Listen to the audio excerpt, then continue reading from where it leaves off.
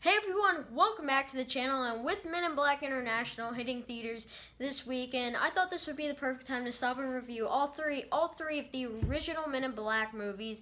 And in a few hours ago, I reviewed the first Men in Black, but now it is time to review Men in Black 2.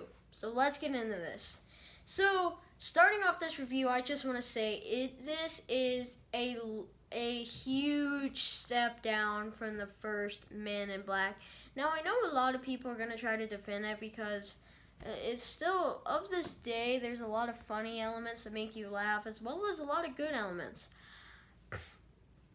But for me, watching it, I just feel like I really just love the first Men in Black. I think it is a really good movie, but this movie is complete garbage. I mean, I mean, a lot of people rate this. I don't think this film deserves a 39% on Rotten Tomatoes. I think it deserves at least a 50. Because it's not a perfect film. It is far from perfect, but it's just, for me, it's all over the place. It doesn't really know what it wants to be. It doesn't really know, oh, do we want to be a good Men in Black sequel? Oh, do we want to be a Men in Black prequel, Men in Black reboot? They just go through all of these different stories, cram them into each other, and the execution is just not very good. I do not understand the whole worm in the sewers idea they had. I don't really get the villain. She was weird, even worse than the Dark Phoenix villain. Okay, maybe not that bad, because the Dark Phoenix villain was highly forgettable.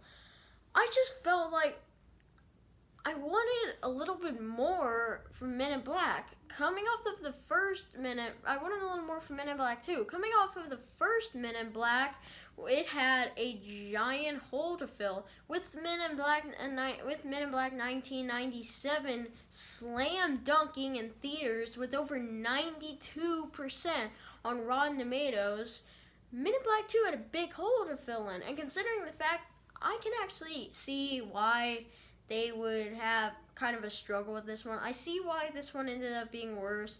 Men in Black 2 had hit box office records with over 92% on Rotten Tomatoes back in 1997. This film had a huge hole to fill if it wanted to be better than the first Men in Black, as well as also only given about 2 weeks to write the script and getting it cast. It was just all over the place, and there are some elements where I'm watching, I'm like, oh, I don't blame you. I can see how this would end up going sideways. But then there's those elements that you would expect to be higher.